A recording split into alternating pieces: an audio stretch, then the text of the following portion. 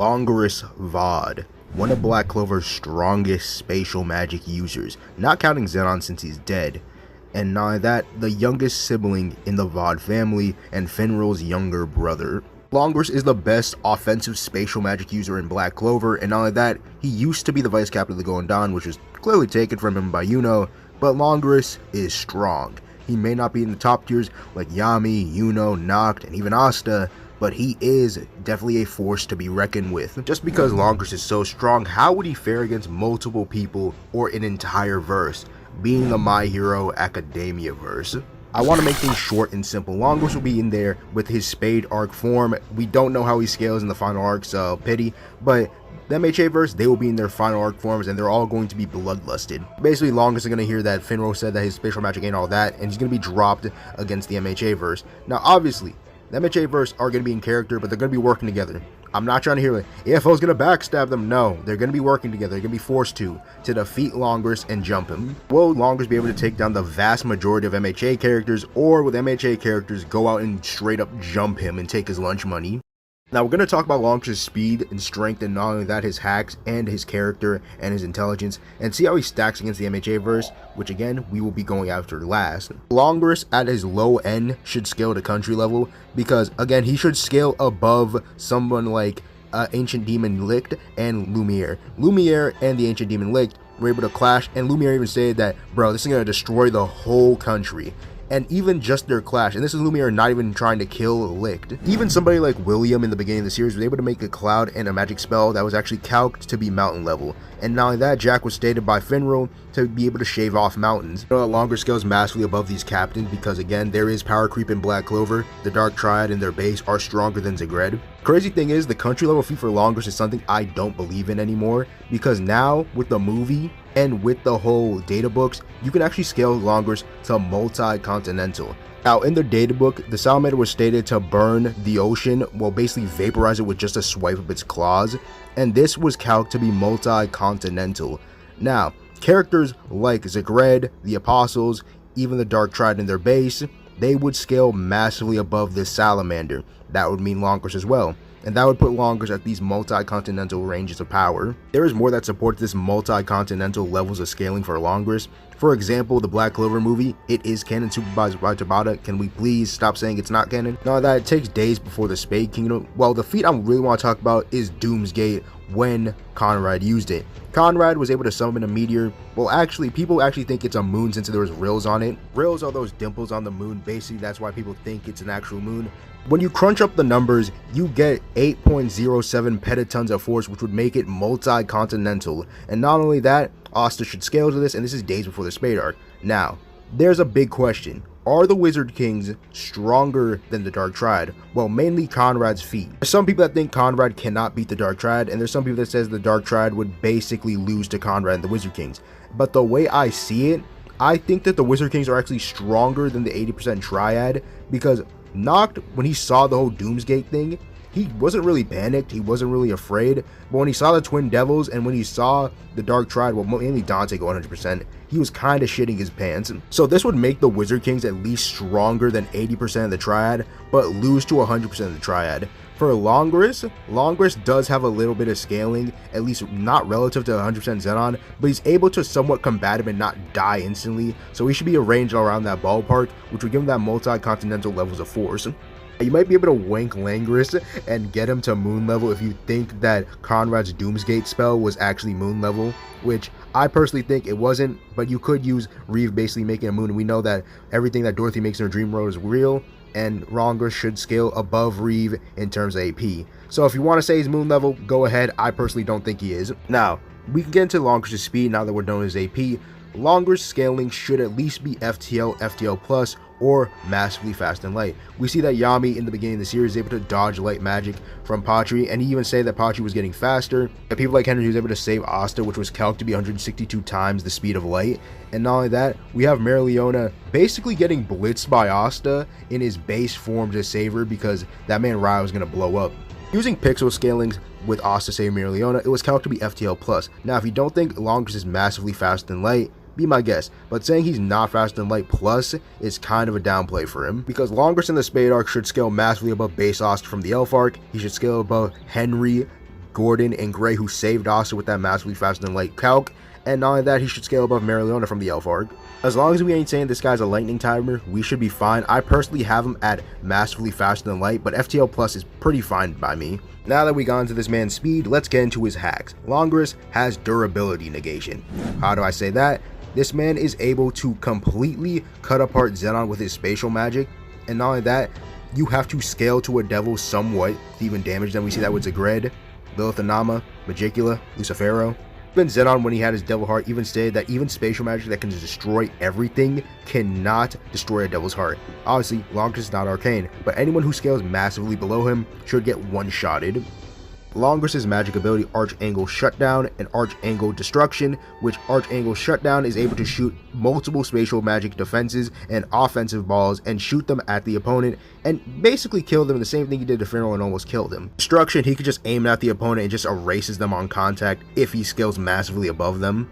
And also in the anime canon against Yuno, he has basically automatic spatial defense, which he can block incoming attacks from hitting him by blocking it using his spatial magic.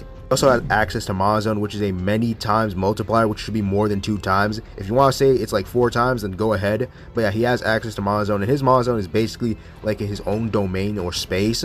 And anyone who tries to attack him who isn't like massively above him just gets erased on contact. Langris isn't being an idiot. He is actually a very intelligent character. Now that everything's been said for Langris' side, let's get into the MHA cast. Now, I'm going to say this real quickly and real nicely. I'm not going over Invisible Girl. I'm not going over Chalk. I'm not going over anyone who isn't a high tier, okay? Okay, now MHA scaling is pretty self-explanatory because there's like 3 levels, but most of them I widely agree on. First one is mountain level, because All Might was able to create a storm which was calculated to be 2.4 gigatons of TNT, which is large mountain level. And granted, this is probably the weakest All Might that we've seen in the series. He is not even at his prime. We know that All Might's in his prime, he beat the USJ Nomu in 5 punches instead of 300, which would be more than 60 times stronger than this All Might that created a storm. Now, for the other scaling, in the movie, it is canon, supervised by Horikoshi. I understand that you guys don't think it's canon, but it is canon to the My Hero Academia story. I was able to make a storm that eclipsed the entire island, and Deku and Baku at 100% of One For All were able to clear it, which was calculated to be large island level. Now, I've been seeing people say this has been small country level, but I personally think if you want to push it at small country level, we can do that. But large island level, I feel like, is where y'all cap. And we know like people like 75% Shigaraki was stronger than 100% Deku, and we do know that Shigaraki has gotten massively stronger because he's comparing himself to Prime All Might. You know, Deku should at least scale relative to someone like Shigaraki since he was able to beat down on him with using Gear Shift. People like Prime All For One, All Might, Stars and Stripes, and if you want to add Endeavor there, go ahead. I personally don't think he should be there, but if you think he's a high tier, go ahead. On to the high tier speed. Some of it is actually pretty self-explanatory. Deku was able to outspeed Lady Nagon's bullet that was going to hit Overhaul, and not only that, a full power Deku was able to move out the way of the bullet and save Overhaul at the same time, which was calculated to be massively hypersonic. This would be the end of their speed scaling if Stars and Stripes and Shigaraki didn't react to the laser that was coming at both of them. Now, the thing is, people don't think they reacted to the laser. I personally think they did, and this would actually put them at FTL. That's about it. And this speed would only really apply to the god tiers of MHA, not people like, I don't know, Tenya, people like, I don't know, Momo, Mina, I don't know, anyone from Class 1B. Look, they ain't like that. Only the god tiers are like that. Now, if you don't think that these guys are at least light speed, that's fine, and that's okay. But I personally think that they should at least scale to this laser that they reacted to, well, the god tiers at that. People like Deku, people like Prime AFO, people like Prime All Might, they should scale to this. Now, some of the hacks that Langris is going to look out for, I'm going to just say them here. Things like One For All, AFO, Shigaraki's Decay, things like New Order, things like Shigaraki's multiple quirks, and Deku's multiple quirks, AFO's multiple quirks would definitely give this man Langris some trouble if he's not careful. New Order would be a big deal, but since they do not have each other's names, it won't be that big of a deal, but it would still be pretty broken. But if we're being realistic here, the low tiers will not be able to keep up with the high tiers when they're trying to verse Langris. But now that we're done with the scaling for the MHA verse, let's get into the battle. Now, Langris has the MHA verse beat in AP. speed, strength, and somewhat hacks, unless you want to say that Decay and New Order kind of bolos him. For this conversation, they're not going to be in some kind of city, so yeah, no hiding, no camping. It's going to be a plain landscape that goes on endlessly until Langris or MHA wins. Now, for the first thing, Langris is definitely getting rid of the low tiers that don't even scale to him. Langris would be too fast for them, and he'd erase them pretty damn easily. Now, I know that Shigaraki's going to start off with Decay, and he can decay anything that he pleases, but he doesn't want to decay the people that are around him, so they could do that. But the thing is, Decay don't even scale to Shigaraki's speed like that. People like the Wild Pussycats, Shoto, and the Warg were able to react to it, so why couldn't Langris? I think Stars and Stripes would try to establish a new order saying that only her and her allies could breathe in the air, and if this does happen, Langris could just fall back on his monozone, making a separate space. And if Langris has this monozone activated, he could still activate spells, and on that, none of them are touching him. If Lady Nagant tries to shoot her bullet, it's getting erased. If, Stars and Stripes tries to touch him as well, her hand is getting erased. And not only that, if he even gets close to them, he could just bum rush them and erase them as well. Projectile quirks wouldn't work on him because he would have automatic spatial defense, which he could use to erase the properties of their quirks. The moment that Langris decides to speed blitz the cast and erase them, if you want to say the high tier survive, go ahead. But the moment that Langris, swings his hand and just destroys all of them with the arch angle shutdown, it's kind of over. The only way the MHA cast can survive is if you plug a controller in Langris' head and make him stand still and let Shigaraki decay him, or you could just wank the hell out of the MHA verse and try to say that they're planetary, which they aren't. Now, you could possibly say that Langris is 88, he probably wouldn't know their abilities, which obviously he wouldn't, but I don't think he would care because, again, he is bloodlusted along with them. Langris is mainly somebody who wants to take somebody down quickly when he is bloodlusted. And all of that, you could just say, well, teamwork. Well, teamwork's not going to work to somebody who's massively stronger, faster, and has better hacks than them. Now, maybe Star and Stripes could be able to touch him and actually put a new order on him, but it probably wouldn't work because Langris would be too fast and stronger than her. And all of that, Langris can actually enhance his physical strength with his spatial magic. One thing you could say that could be a problem with Shigaraki's regeneration, well, you could just say that Langris could just continue destroying Shigaraki's body over and over again until it's nothing but atomized. And with that, it looks like Langris was well equipped to defeat the entire verse of MHA.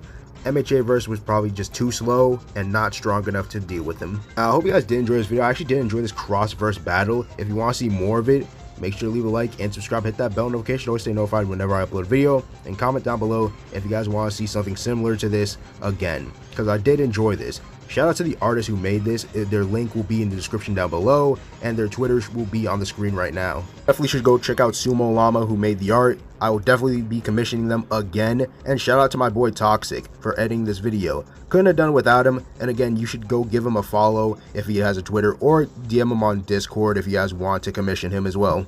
But I'll see you guys in the next video. Peace out, y'all.